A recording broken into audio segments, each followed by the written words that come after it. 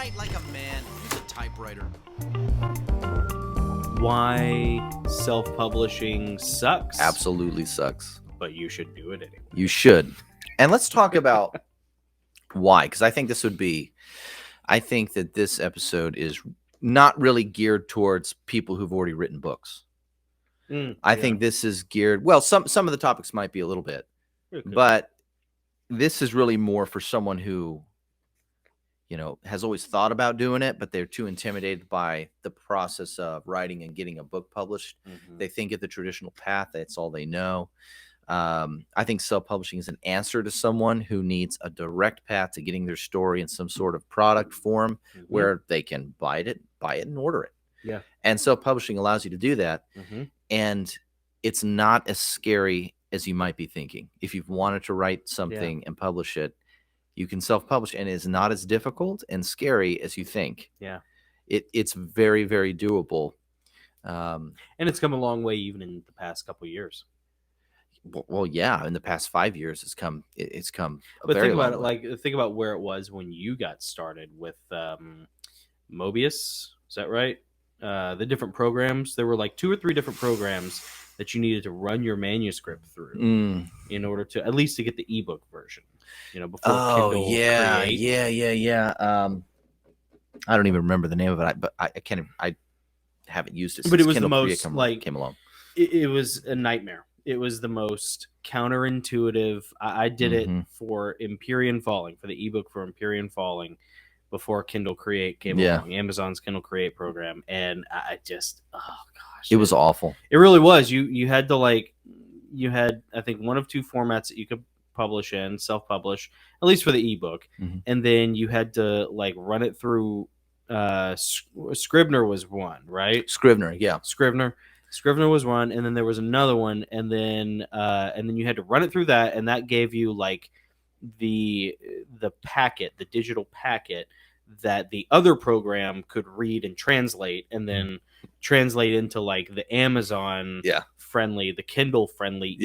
And it just, I don't know how I accomplished it the first time, because I'm so not that guy. It was really challenging because you had to have one platform to get an ebook ready to throw up an ebook into Amazon's platform, and then for a paperback version, you had to have a different platform, and you are different formatting. Yeah, and I went with just a Word doc, converted to a PDF, and uploaded that for my first book. Yeah. Then Kindle Create came along, and I did, which you just enter your manuscript, and you tell it whether you want an ebook file or a paperback file, and it's so easy. Yeah, it's so easy, and it's only getting easier. That's the other thing. Yeah, it's getting better. Yeah.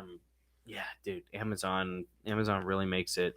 I was really surprised in our Stephen Pressfield interview, because we asked him a similar question. If you haven't watched that Stephen Pressfield interview or listened to it, that's a really good one. I'd go back. It's probably about a month ago, a month and a half ago, that we interviewed him, and we really, really got some good info from him.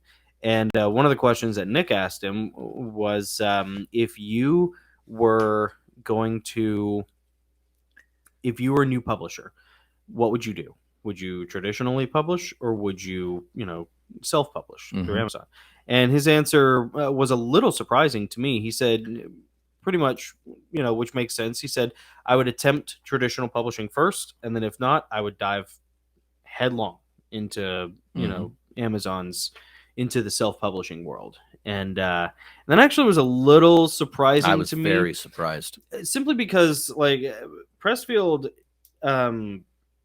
Steve is a guy who really understands the merit of the traditional publishing process, despite its many pitfalls, despite its many sins. Yeah. There is a process, a humbling process. Primarily, the virtue that you gain from it is humility.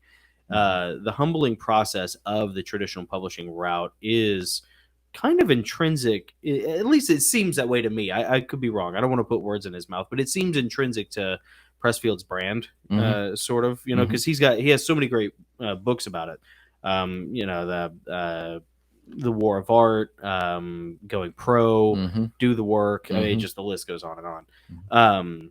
but to hear him actually kind of vouch for self-publishing, it's like it's not just I mean, he was open. He was like, if he was starting writing right now, if he started his career right now, he was very open to the idea of self-publishing, and that was encouraging. Cool. That was very very encouraging. Yeah, and two, you might not care about traditional publishing. You might just want to see your work in printed form where someone can like order it. Yeah. You might not have lofty aspirations of being a world recognized novelist. You might just want to be able to write a book and, put it on Amazon and let people buy it, or your friends and family can go and buy it and they print it on demand and send it to them. Mm-hmm. You can have that. You can have the world famous novelist. You can have anything in between if you self-publish.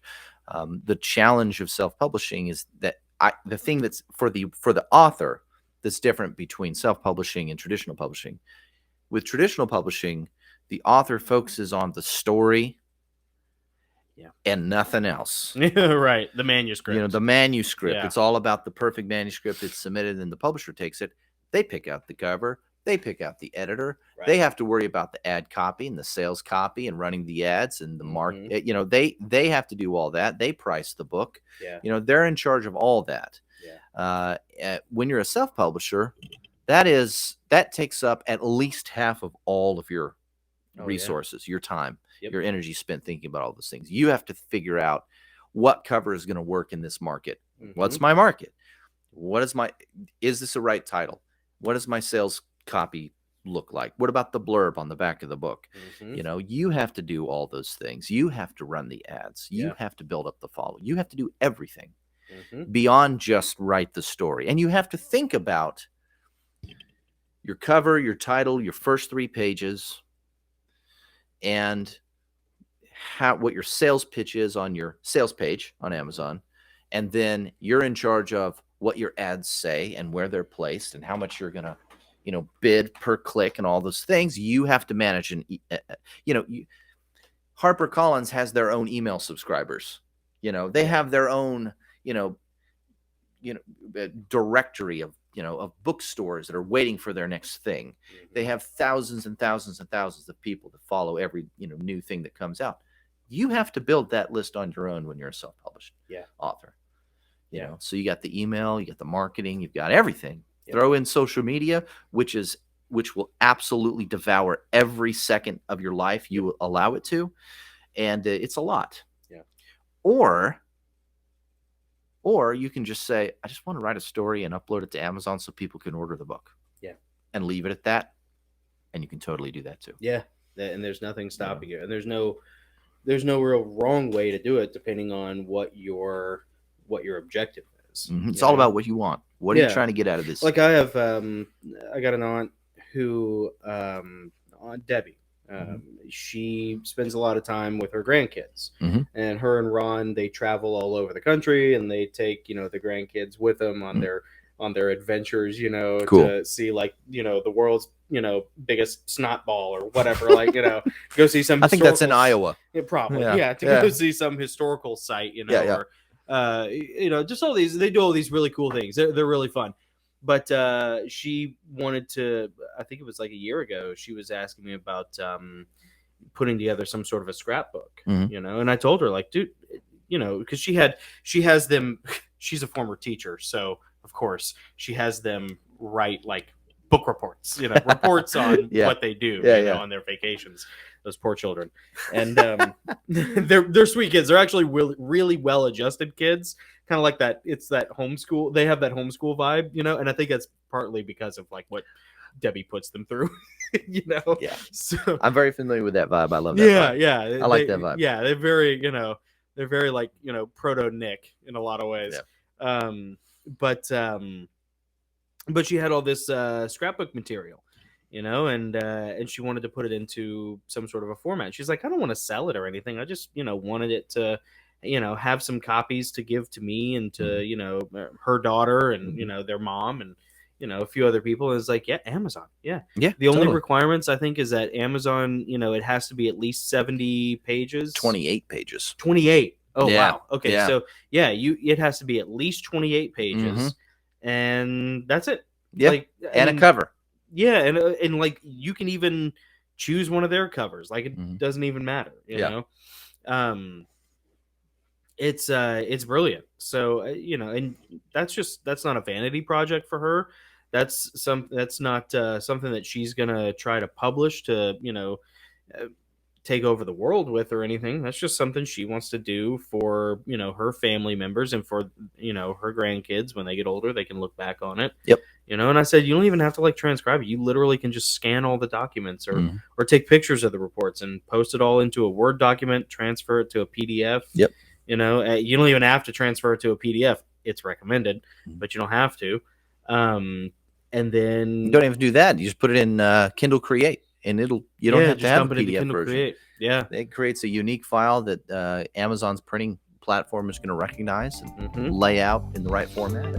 Yeah, for paperback. Yeah, and you're good to go.